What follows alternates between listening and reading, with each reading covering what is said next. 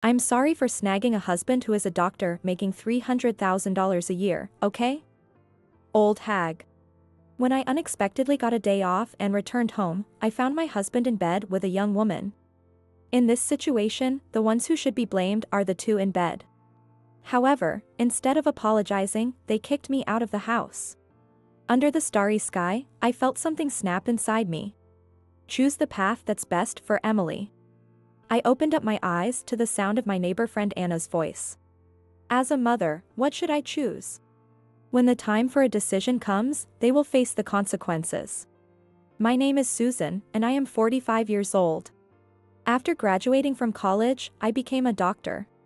At 33, I married David, 5 years younger than me, introduced by a friend, and 2 years later, our daughter Emily was born. Since Emily was born, we enjoyed housework and parenting together as a couple. I returned to work when she started kindergarten, but around that time, my husband changed. As a pediatrician, it's not uncommon for me to be out at night for work. We had agreed that whoever could manage would handle the housework, but he spent his days off sleeping. And even when I came home early in the morning, nothing was ever done. I tried talking to him several times. I'm busy too, he would say, and every conversation ended in a stalemate. With work, housework, and childcare, I was doing almost everything alone, and it was physically exhausting. I thought about divorce many times. However, each time I reconsidered, thinking it was better for Emily to have a father around. She is now 10, and I have a bit more time, so I try to attend school events as much as possible. Seeing my daughter grow makes me happy, but there's also a downside. It's dealing with a difficult mom friend, Linda. All the other moms are friendly and cheerful, but Linda and I just don't get along. She's the youngest and prettiest among the moms in our class. For some reason, she's particularly harsh towards me. We first met a year ago at a school event. Hello. Oh, hi there. Which child's grandmother are you? Excuse me? Oh, are you the mother? My bad. You look quite old, so I thought you came to see your grandchild. You're such a young mom. I'm jealous. Right?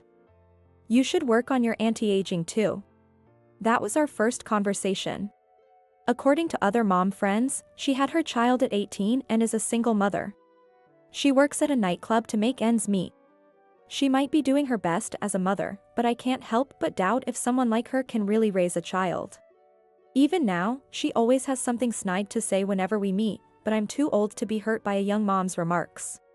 I'm used to such unreasonable comments from my job. As a pediatrician, it's not uncommon to be harshly criticized by mothers who are concerned about their children. I'm sure she has her own struggles, having become a mother at a young age. I kept telling myself that. However, when my daughter was cast as the lead in the school play last year, Linda said something outrageous. Is Emily really okay as the lead? She's been practicing every day at home and is really enjoying it. That doesn't matter. Your kid won't look good on stage. What? I hope she doesn't embarrass herself. She said this to me after the open rehearsal for the play. The roles and the play were decided by the teachers and children, so no one should have such thoughts. I knew she was just trying to harass me by badmouthing my daughter, but it still hurt. Linda, did you come to watch the rehearsal? I didn't see you there. No, I didn't. Unlike you, I have a job and am not free all the time. That must be tough. Are you on a break right now? I remember feeling so angry that I responded with a sarcastic remark. I regretted my words immediately, feeling like I had stooped to her level. The play ended up being a huge success, but her harassment escalated after this incident. At our monthly mom friends gatherings, we often vented our frustrations. During one such meeting, a mom known for her gossip shared a juicy tidbit. Did you hear the police visited Linda's house? She's suspected of neglect. Whenever I see her outside, she's always alone. She's working at nightclubs and dating married men during the day. By the way, I saw her walking with your husband. Really? I'm sorry if it was a mistake, but they were really close, so I thought I should tell you. She apologized as she spoke, but I had already somewhat suspected that my husband was having an affair. He often came home late and spent most of his time on his phone, with notifications constantly going off. Even if his affair was true, I had to prioritize our daughter. This thought paralyzed me from taking any action, but a month after hearing the gossip, everything came to a head. It happened on a day I was unexpectedly off from work due to a shift change with a colleague. It was my daughter's day for lessons, so I picked her up and we spent the day together, returning home just before dusk. When I opened the door, I saw unfamiliar high heels discarded in the entryway. Sensing that there was something I shouldn't let my daughter see, I took her next door to Anna's house. Then, I entered my home and opened the bedroom door. What? Why are you here? Susan. How long are you going to stay like that? Get dressed already. I had told my husband about my day off 3 days ago, but he had clearly forgotten. They looked shocked and quickly gathered their clothes as I had ordered. A few minutes later, they came to the living room, fully dressed, and sat silently in front of me. First, David, what are you going to do now? I'm really sorry. I don't care about apologies. We have Emily to think about. What are you going to do? I'll do whatever you want. What are you going to do? What? At first, I couldn't comprehend her words when she suddenly joined the conversation. I had no reason to be blamed by my cheating husband and his mistress. While he looked visibly shaken, Linda remained unfazed, even smug. What are you going to do was naturally my line, but since she asked, I had no choice but to say I'd take legal action. I quickly decided to file for divorce and demand alimony and child support. However, even after hearing my response, she remained completely unfazed. So, are you giving your husband to me?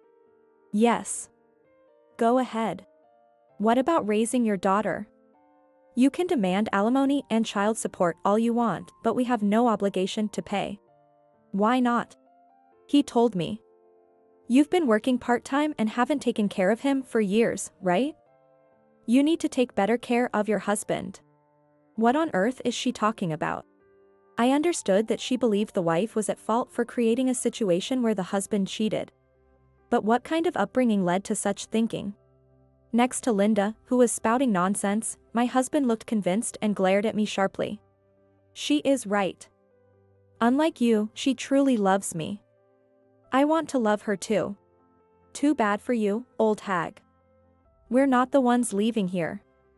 Now, get out of the way. He brazenly confessed his love for his mistress in front of his wife. There was no point in arguing any further. I sighed in disbelief, and before I knew it, I was the one being kicked out of the house. Looking at the darkening sky, I hurried to the house next door where my daughter was waiting. Anna was concerned since I was late picking up Emily, so I explained what had happened at home. That's unbelievable. Yeah. I said I would get a divorce, but I'm worried about raising her alone while working as a doctor. What should I do? No one can raise a child alone. Parenting is a communal effort, with the lead parent guiding and all the surrounding adults pitching in. Make the choice that's best for Emily. Thanks to her words, I felt I knew what steps to take. The next day, I took my daughter and went back to my parents' house. When I explained the situation, they were both shocked and furious.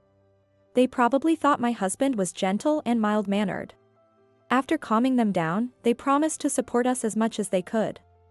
Then I consulted a lawyer, but I was told I lacked sufficient evidence of the affair, so a few days later, I called Linda to a nearby park for a certain plan. What do you want? Sorry for the sudden call. There's something I really need to ask you. I'll listen to your whining. Will you stop seeing my husband and apologize to me, or continue your relationship with him? What are you talking about? Obviously, you're the one who should leave. Get a clue. Do you really love David? Of course not, that pathetic old man. I'm only interested in his money.